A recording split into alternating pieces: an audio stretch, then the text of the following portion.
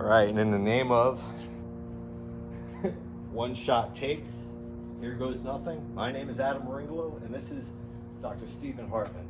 And we are just gonna film a brief sequence. Let's just call it Hold Your Fucking Middle, Part 2, External Rotation.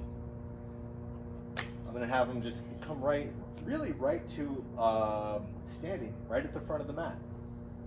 I think that there's no better pose really in all of yoga asana than Tadasana, right? In terms of the present day stuff. If we're talking the old school asana, the seated meditations, Patanjalian era stuff, obviously that's different than what we're doing here. So I'm just gonna have him get right to it, and you'll notice, actually I'm gonna have him turn to the side just to start, just so we can point some things out. So he's got a side profile, and I want y'all to see, and he's been working on this a bit, it's coming along actually quite well, but you'll notice that those bottom low ribs kind of have a tendency to jut forward. So he's working to hug them in. Right off the bat, his upper abdominals are working, and I'm gonna have him lengthen his tail a little bit. Not leaning back though, right? You'll see that there's that tendency to lean back, so he's coming forward, right? So that there's this sense of positioning his head more over his hips. The idea is that you're, if you want to be kind of ethereal and new age, you might call it aligning the chakras, right? But really, if we're talking about the skeleton, right? This idea of getting the spine as close to neutral as humanly possible. Right? And I'm going to have him roll his thighs in and anchor his tail down just a little bit more. Right? You'll notice that what happens is weight begins to shift in his feet. What a lot of us have a tendency to do, and I'm going to actually have him stay here. I don't know if you can really see at least my hips, but there's this tendency to kind of lean back in the heels, kind of squeeze the groin forward, right? And there's a subtle kind of essence to that here. So what I'm actually going to have him do simultaneously is actively press to his big toe ball mounds, right? And then the center of the heel, root it down at the same time, right? And you see what happens is legs are working, right? So the legs, you don't forget about that mountain pose. You're not just standing there, right? If anything, you're actively pushing your feet through the ground. You're lifting through the outer arches of your feet, and the inner arches, so that there's a sense, again, if we're talking new age ethereal stuff, lifting, energy from the ground, but really getting the pronaos longus turned on, really finding that the inner arch lifts. For me, I'm dealing with a knee injury, so if you see me limping, it's actually because I kind of have a variety of issues in my foot, and so there's some stuff with the fascia there. We'll talk about that another day. I'll make a whole video about that. Me just talking about my feet, my knee injury, y'all are gonna love it, right? So meanwhile, he's standing here, he's still hugging his low ribs in. He's probably getting a little pissed at me for holding him in to mountain pose for a week and a day.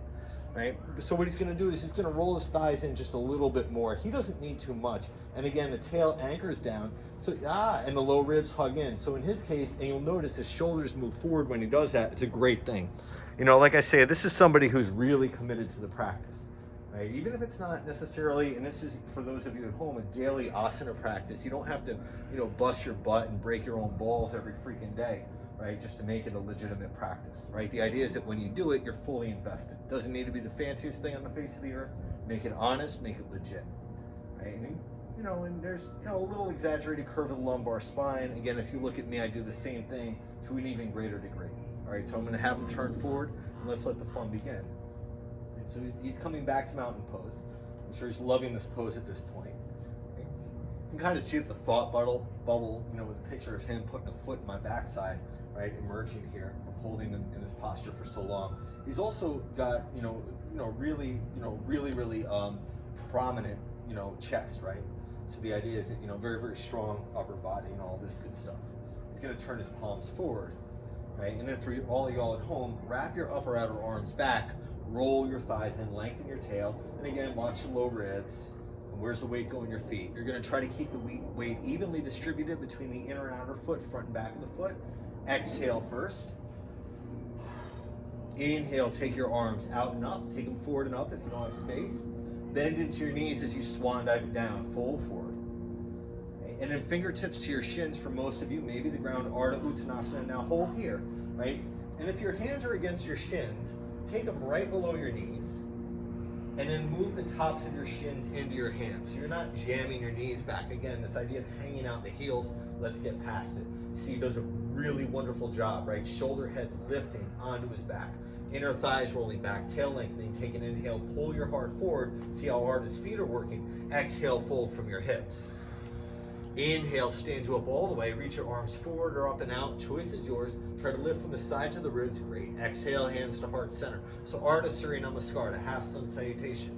Inhale, arms reach out and up, forward and up if you choose. Exhale, swan dive it down. Try to drag your shoulders down your back as you do this. Inhale, pull your heart forward, lift about halfway. Ardha Uttanasana. Again, you're leveraging tops of calves pressing forward. There it is. Exhale, fold. Inhale is going to stand you up all the way. Once again, the Ardha Hastasana. Tail lengthens down, inner thighs wrap back. Exhale, hands come to heart center. Beginning to add on. Inhale, arms to the ceiling. Exhale, fold you forward. Inhale, Ardha Uttanasana. This time, step back with your left foot. Stand the ball of your back foot, and for most folks, I'm going to recommend bringing your hands to blocks. In his case, I'm going to strongly suggest it. And so both hands are going to be on blocks, and take your right foot to the outside of your right hand. Right? You're going to turn your right foot out 45 degrees, right? So that there's a sense of getting your knee to stay over your heel, right? And then you'll see, I don't know if you can see it from this angle, but he's actively lifting his left hip up a little bit so it's even with his right. Excellent. And his right thigh is, effectively rolling out and under to do this. So both sides of his waist are very, very long. He's going to pull his heart a little more forward. Right? For him, this might be a little easier than for myself or some other folks. He's got a little bit of natural external rotation in the hips to assist with this. Right? So it really shows up here. But for him, for most of y'all, you're going to need to lift your left hip a little bit more. Nice. As that right hip pulls back, can you pull your shoulders from your ears? There it is. Take an inhale. And then exhale, step your right foot back to meet your left in plank. You could leave your hands on blocks or not. You might bring them to the ground. Right? Get a couple of breaths here in plank. Feel that your left thigh is rolling in, your tail's lengthening. It's the same thing on the right side. So you're strong on both sides of the low back. Take an inhale. As you exhale, bend your elbows straight back and hold your middle, knees down if you need, lower all the way to your belly. Once you come down all the way to your belly, you can set the blocks to the side. Okay, and then just reach back, hook a thumb, use a belt, strap, hand towel, press down through the tops of your feet, baby cobra, just a few breaths here. Right? And for this one, squeeze your shoulder blades onto your back. Right? Try to resist the urge to snap your head back. Right? Your head might be nodding because your neck knows it's fat, and that's an old, it's a reference to an old hip hop tune from a guy by the name of Skills, used to be Mad Skills, from Virginia Beach, VA, if I'm not mistaken. Right, but that's a different story. You're dragging your shoulder blades down your back, your big toes lengthen back. Almost everybody watching this, I guarantee you'll need to press down more through the nail of the pinky toe. Turn the outer shin muscles on, inhale. Exhale lowers you all the way down. Let me ask you a question. Did you feel it in your low back? If the answer is yes, you're really going to need to roll your inner thighs towards the sky and lengthen your tail back to keep the core support. One more round. Back into the variation. Locust, cobra, whatever you want to call it. Truth be known, I don't care what you're doing with your arms. Right? You can reach them straight back. You can interlace fingers, what have you. He's using a strap. Right? And then the thing is, what I want you to do is open the shoulders, and the idea is you're lifting your heart, but actively rolling your thighs in, even a little more if you can. Yes, and lengthening your tail back and down, so you don't lose core support. That's more pertinent for next week. We'll go with this week. One more inhale. Exhale lowers you all the way down. Take your hands down by your sides. Tuck your toes. Right? And in Stephen's case, he's incredibly strong. Right, so he's good about lifting his shoulders onto his back. You can actually lift into my finger. Yeah, right. And then his elbows hug in. Now, with your toes tucked, hover your knees. Can you feel that you're, this is great. Pressing back through your inner heels and sucking your thighs to your hip sockets. Right, and again, can you hold your middle? Feel the low ribs hug in. Feel the pubic bone even lift up a little bit towards those low ribs. On an exhale, press to plank. Again, be really honest. Right? If your shoulders are dropping or your hips are hanging and sagging, keep your knees down. Keep everything safe. Find the core. Inhale. Exhale up and back. Down dog. Adho Mukha Svanasana. Right? Again, just a couple of breaths here. In his case, for most of you, I'm going to guess that moving about 2 inches forward towards plank is going to help. So just move your shoulders forward. Excellent. Now wrap your upper outer arms back. and then keep that external rotation of the arms as you press back in a down dog. And then, you know, for a lot of you, you're gonna be like, oh, but my shoulders come back towards my ears if I do that. Well, you need to slow it down and probably not go as far, so that there's a sense of really finding clear sight, clear vision in the practice. Some might reference it as Preksha. That is credited to Annie Carpenter, Smart Flow Yoga entirely. Inhale is gonna lift your left leg to the ceiling. Exhale, step your left foot to the inside of your left hand. Right? And again, the same thing, just take a moment, make your right leg very strong. You'll see in Stephen's case, it's in plank. His right leg is in plank, his left leg is forward, both hands on blocks, and then walk your left foot to the outside of your left hand.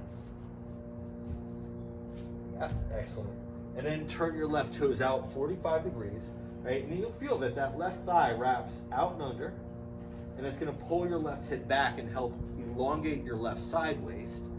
And then that right leg is basically in plank. Most cases, that right hip needs to lift just a little bit. Brilliant as the left hip pulls back. A little bit of a theme here, right? The idea is that what you're doing, and I would be really careful about making sure that your toes and your knee point the same direction on that left leg, right? Just so it doesn't torque. So turn your left toes in a little bit, the other way. Aha, excellent. And then there's this press through the inner left heel, this press through this left big toe ball mount, and that left thigh rolls out and under as the right thigh bone lifts up and back in the hip socket. Brilliant. Take an inhale. Exhale, turn your left toes forward. Right? And then walk your left foot to the inside of your left hand. Leave your hands on the block, step forward to the front of the mat. Inhale, pull your heart forward, Ardha Chandrasana. Exhale to fold. Inhale, stands you up all the way, Virabhadrasana. Tail lengthens down, backs of ribs lift. He's doing wonderful work here. Exhale, hands to heart center. Inhale, arms to the ceiling or to the sky. Exhale, folds you forward. Inhaling, Ardha Uttanasana, shoulders onto your back, just like that. Exhale, fold, step back with your right foot. This time, leave your left foot where it is. Take your right hand to the inside of your left foot. That's the right hand, just, move the block more to the, and then twist. Right, so you did this last week.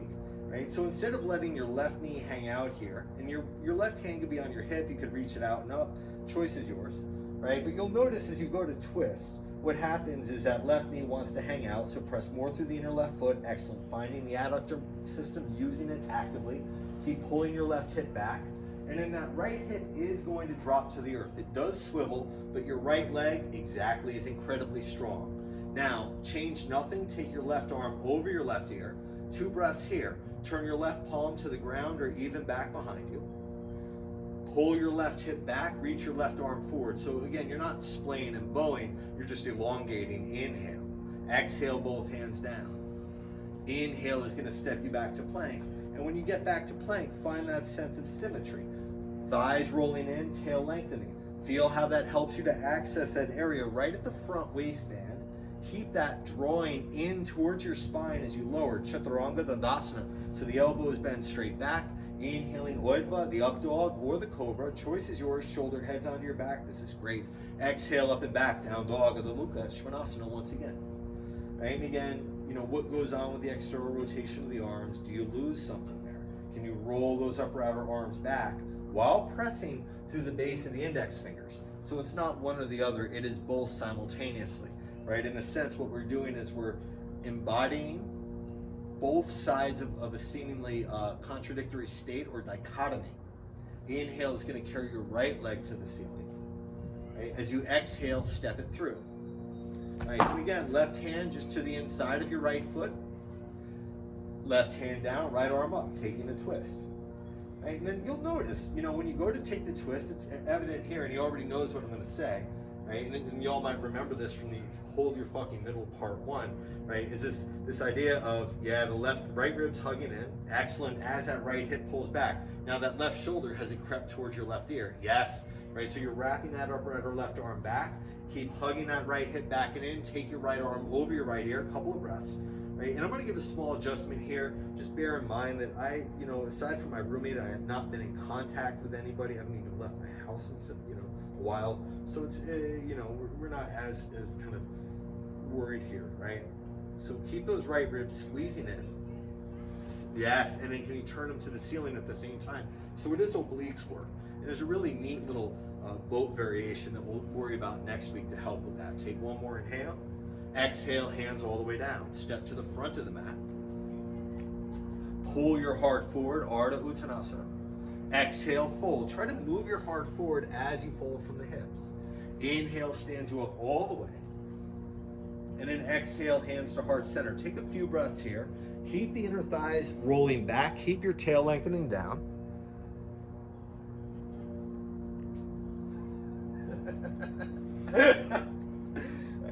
Maybe let a little laugh out or make a face.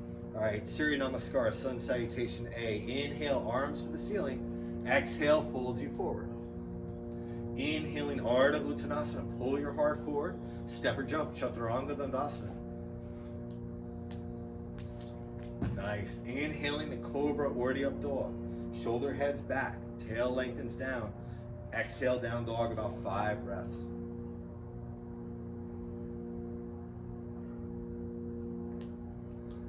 Again, just really making sure those upper outer arms wrap back, not overusing those upper trapezius muscles. They love to get involved. They love to overstep their bounds. You know, if you have like a nosy, gossiping neighbor that always seems to want to help out, right? And sometimes that help is less than helpful, right? Those are the upper trapezius in this posture. Most of the arms raised overhead postures. We'll worry about that a different day. Take one more inhale here. As you exhale, bend your knees, look past your hands, step, jump, handstand if it's safe. Inhaling, Ardha Uttanasana. Exhale to fold. Right? Notice where the weight goes in the feet. Keep it balanced. Inhale, arms to the ceiling, or sky in this case. Exhale, hands to heart center. All right, now this is gonna be fun. Stand on your left leg. Stand on your left leg. Right? And then you'll notice that what happens for many of you is your left toes want to turn out, right? That your left glute max wants to clench. That's not happening here, especially if your low back has a tendency to hurt and things like half moon, right? And he's already knowing where I'm going, so he's turning his right thigh out. He's going to bend his right knee and place his right heel against his left groin. So he can use his hand to help if he wants. Again, he's got a lot of movement here, right, in that outer hip or in that right hip. So he needs less assistance. Many of you will use your hand for this. But you'll notice if you look closely that his tail has begun to stick back and his right hip is swiveled back. I'm guaranteeing 85% of you watching this video do the exact same thing. It's a tendency, right? So for most folks, what needs to happen is that right hip needs to move a little bit more forward, other way. And then you can, roll that left thigh in and anchor the tail down. Now, can you feel how important it is that you squeeze your outer left hip in so that your left thigh squeezes your right heel, right? It's not all one direction, right? Because that would be, you know, a mediocre boy band from the UK that's, I guess, broken up some time ago. It's an outdated joke, right? If I was a little bit more in sync with things, exactly, I'd choose something a little bit more current. Right, so your right thigh is rolling out and under, your left thigh wraps in, tail lengthens, take an inhale. Exhale, both feet down. Fold if you need to, curse at me if you need to. You know, dirty looks at the screen, whatever's clever. And then, you know, when you're ready, you'll inhale your arms to the ceiling. Exhale, hands to heart center. Guess what? There's the second side. You're gonna do it right now. Make your standing leg more important, right, than your lifted leg. Left thigh is going to turn out, and you'll notice that right hip does want to hang out. Can you squeeze that right hip in, squeeze the inner left or inner right heel down, and lengthen your tail? Now, tree pose, second side.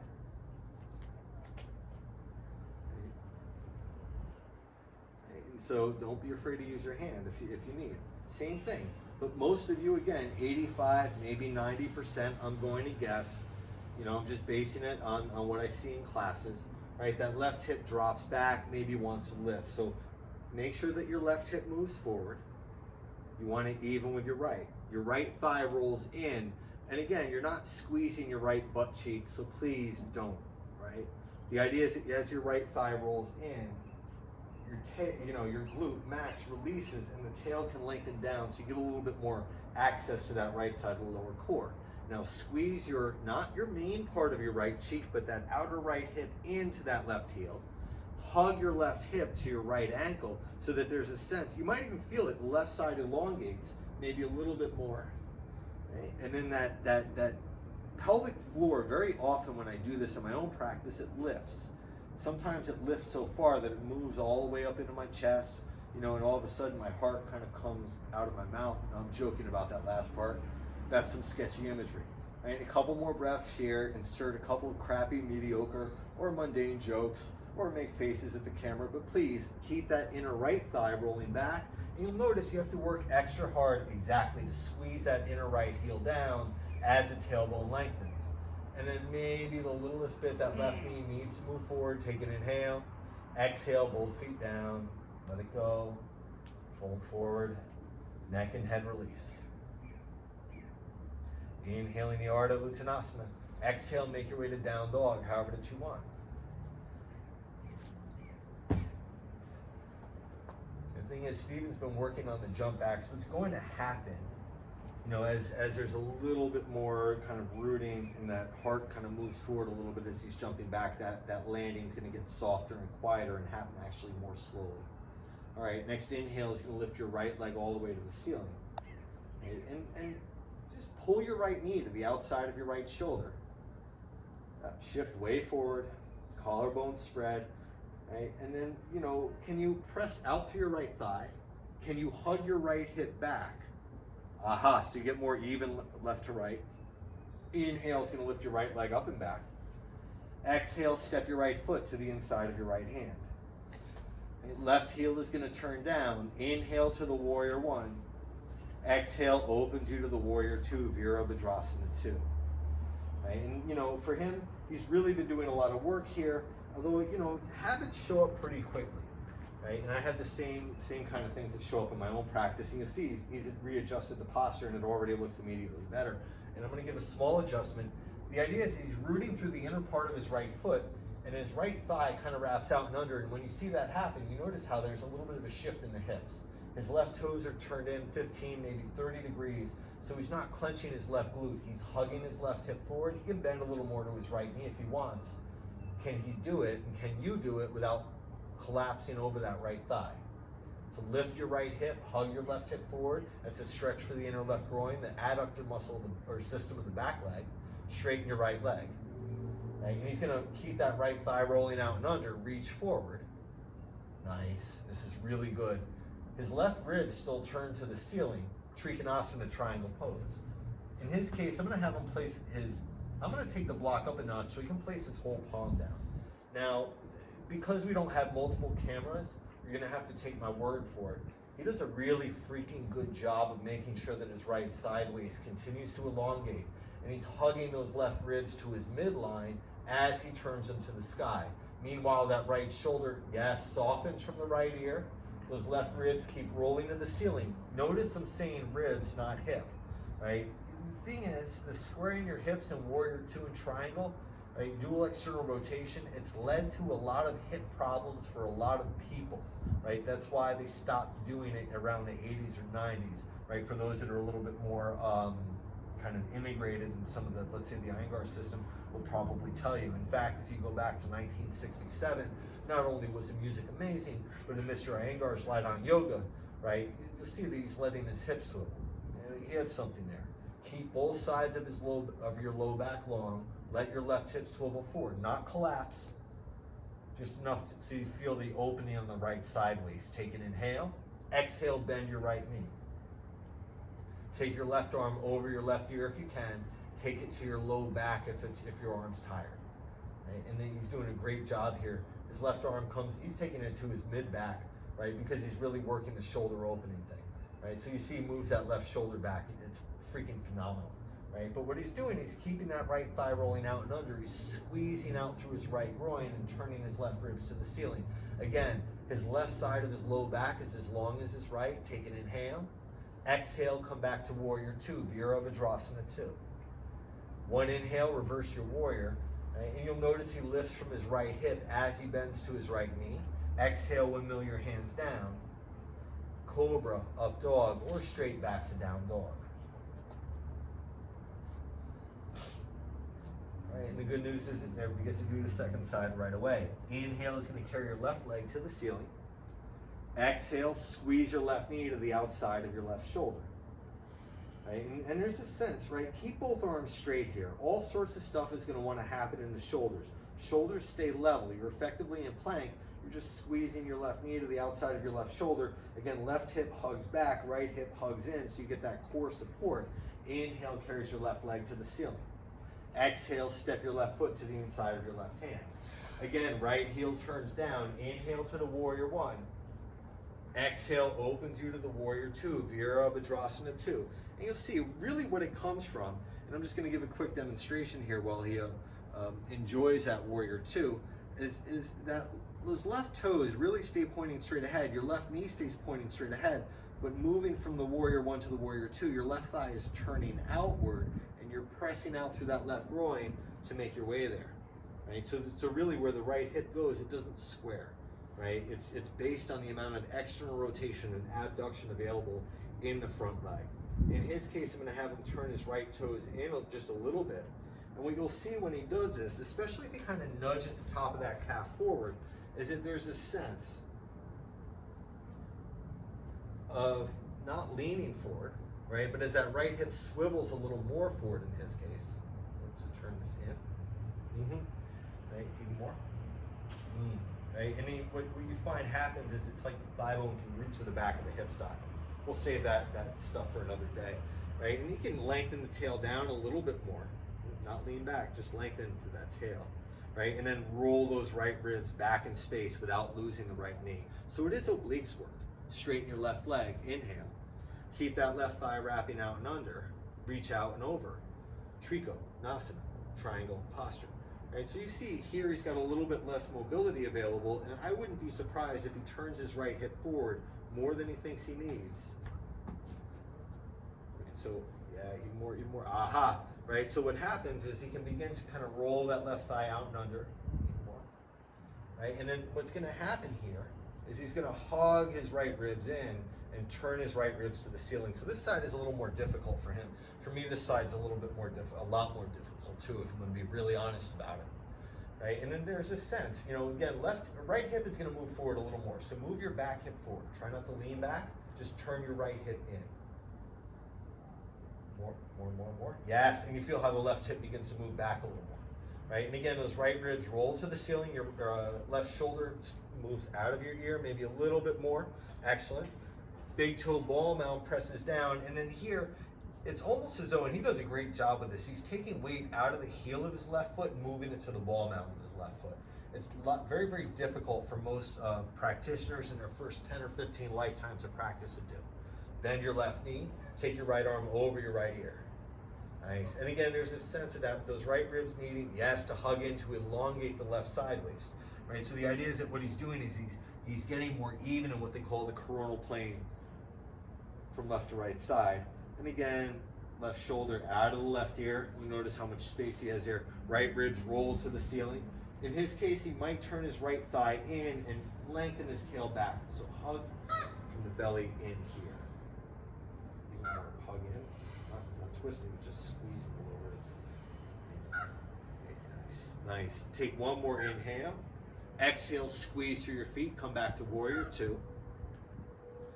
Okay. Reverse your warrior, reach up and back. And watch that tendency to square, watch that left knee, try not to let it collapse. On your next exhale, windmill it down. Cobra or up dog. You can make your way to down dog however you want.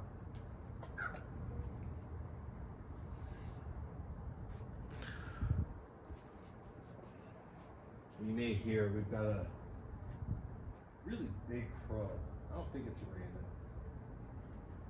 Kind of out in the corner a little bit, but we'll save that for a different day.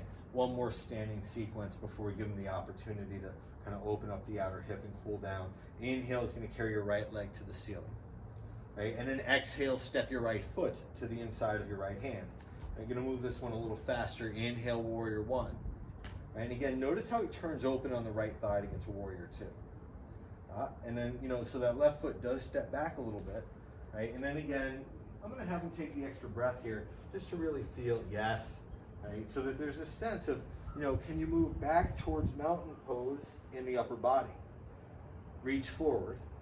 we're gonna bypass the triangle posture. Most folks will bring their right hand to a block forward and to the right of their right foot, Ardha Chandrasana, the half moon posture. So, if your balance is precarious, take your right hand in the block over to the right, right? And what I'm gonna point out here, and this is really going out by request to a woman named Talia Schmidt, that left glute is gonna wanna clench. Remember how we talked about the standing leg and tree? It's the same thing here. Turn your left thigh inward a little bit, even more if you can. Yes, and then can you move your tailbone towards your inner left knee? Right, so that there's this idea of the low ribs hugging in, brilliant, so the core does support you.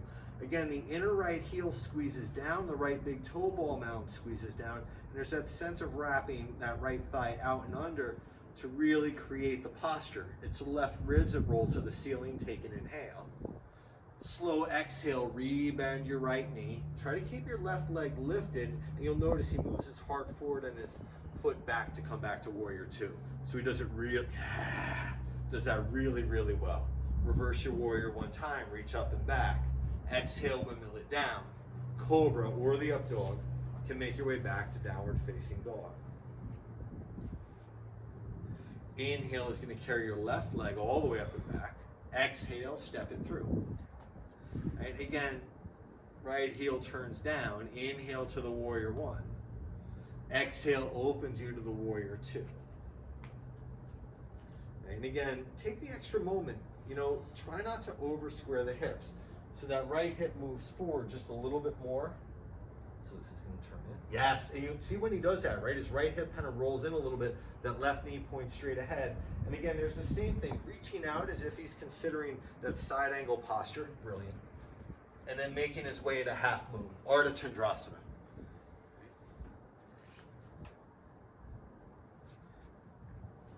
So believe it or not, there is a full moon posture. Back in 6th grade, one of my classmates got in trouble for using that posture on an undercover cop, or really an unmarked detective car on the school bus after school coming home. That's a bad joke, but it really did happen. Email me and ask me about it. Right, so what you're gonna do is you're gonna lift your inner right thigh to the ceiling. Yes, and then there's this sense, and he can maybe bring his low ribs in. Excellent. What he's doing here, if you roll your right thigh in, the lifted leg too much, you won't be able to lift the leg.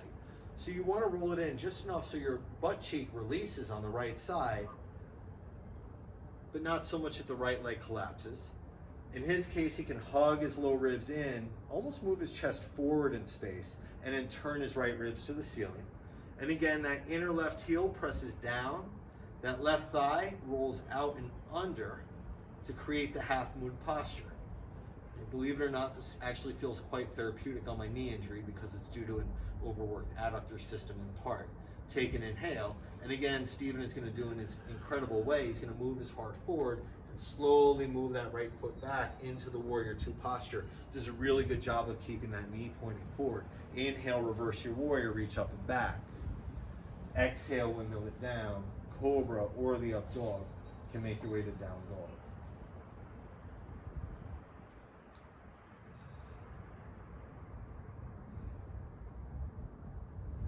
You have options here. If you really wanted an arm balance like flying pigeon, you'd be welcome to it. But most of you are just going to lift your right leg, take an inhale. Exhale, pigeon pose. Right, so we're going to leave it be a little bit more of a cooling posture for today, as this is a shorter sequence. And you see, for him, he doesn't, his shin comes a lot closer to parallel to the mat than mine would. But you'll notice when he goes too far, you might even see it from the camera angle, how that right hip kind of hangs out and that left hip pulls back. So what I'm going to have him do is I'm actually going to have him take his shin back in space, yes, and then roll his left hip forward more. And when he does this, you'll notice that right side waist actually elongates. That's what I recommend for most folks. When I take this posture, my shin is at a 45-degree angle. It is not at a 90-degree angle. There are some caveats where that makes sense, where that's a good thing to do. For most folks, though, I don't recommend it. That's a good way, especially if your hips are tight, to completely screw up your knee, right? Right? The idea is that if the hips are tight, it doesn't stretch the hip after a point. It forces it to the knee joint. And the idea of flexing toes towards shins does help a little bit. But really, ultimately, if you're worried about your knee, I would say squeezing the outer edge of your right foot into the mat while dorsal flexing your foot, or trying to, is going to be the best thing to turn on the outer shin muscle and keep the knee joint safe. If you feel this in your knee, lie on your back, just take your right ankle over your left thigh, do the figure 4, thread the needle thing. What I'm gonna recommend, those of you belly down, right, if your hip is not touching the ground, most folks, I do recommend a blanket or so under that right sitting bone. A couple of you might take a block under the very top of that left thigh, just beneath your left hip, and that's gonna give a different stretch or kind of help open the low back a little bit more for some of you. You know, it really depends on where you're tight in your body. If you want to hit pause on this and take an extra minute or two here, I don't blame you. I love to really luxuriate in this posture for about 5 minutes when I take it. And before our purposes, I'm going to have them go to the second side, just to kind of be very, you know, just to kind of keep things moving and keep the video a little shorter. You know, he kind of does it, you know, the workout thing, kind of shakes it out a little bit. When he's ready to go to the second side, he will. So, other side, left leg forward. And I'm not, you know, it's like, if I'm talking about my own practice on that left side, you know, once my knee heals, I'll be taking about twice as long as I do on the right side. That's me. Again, working with some things that have now resulted in issue. And again, you know, even him with his kind of natural external rotation of the hips and the ease with which external rotation comes to him, his left shin still isn't 90 degrees. Right? So, and for most folks, you will need to pull your left hip back and add a little bit more gravity to that left sitting bone so the right side doesn't collapse quite so much. For some folks, and I should have mentioned it first side, right, you might take your left thumb and place it in your left hip crease and kind of peel that left thumb out and under, you're out and around, right? The idea is almost to create space. Some folks might get a little bit more of a stretch in the outer hip. For Stephen, he's placing a block underneath his right shin.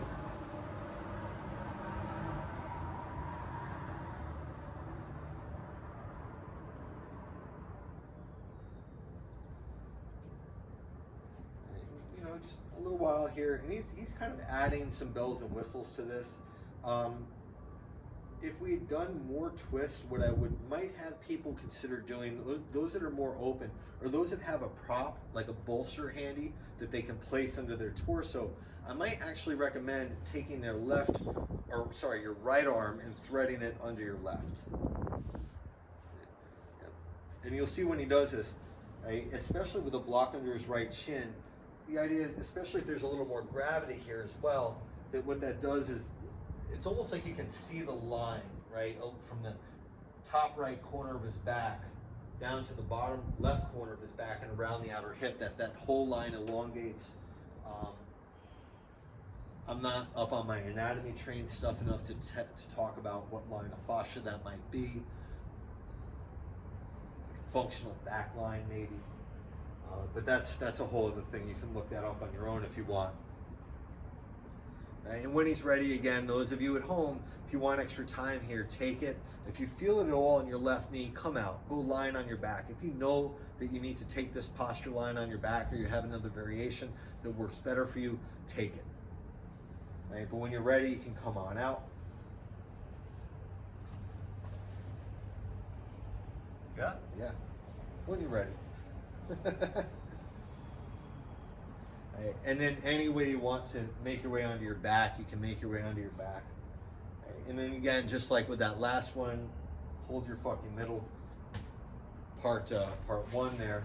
I'm gonna have you take supported bridge. If you want a more active bridge pose, go for it. But for most folks, bending your knees, placing your feet down, block underneath your sacrum. If you're unsure of what I mean by sacrum, find your tailbone.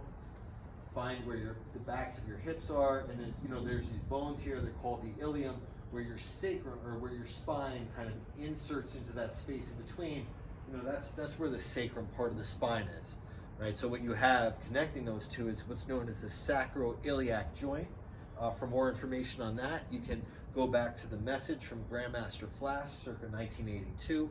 You know, he'll talk about not being able to stop to turn around because he broke his sacroiliac. It's a hip hop reference. That's a classic hip hop reference for those that don't know. And we all know Bronx hip hop is really the best. But that's a different story for a different time. And so you're going to take a moment or 6 in the supported bridge.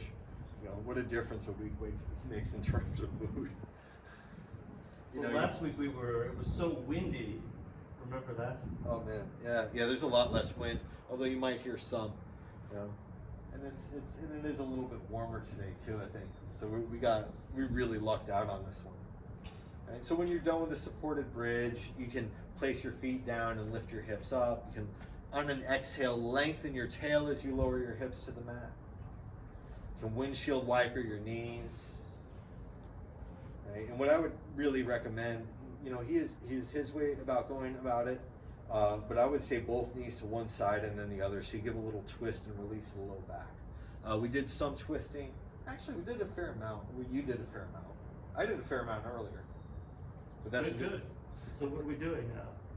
And you know, kind of wrap it up, whatever you want to do. You can just let your legs extend to the end of the mat for Shavasana when you're ready. Happy baby might be a really good thing here, right? Open the inner groins one last time. Get a little outer hip stretch, you know. Right, so when you're ready, you can just let your legs extend to the end of the mat. You can always take your legs up a wall as well. Those of you at home, you might sling your knees over your bed if it's low enough, or a couch. Right? And take as long as you'd like. On behalf of Dr. Stephen Hartman and myself, Adam Meringolo, thank you for everything. We'll be back in about a week with another one of these videos. And just a heads up, you know, in this interesting time, been running some online donation-based classes. You can get a hold of me at a.f.meringolo@gmail.com for more info on that, to get added to my mailing list. So from San Francisco, California, from the rooftop, have a great day. Namaste.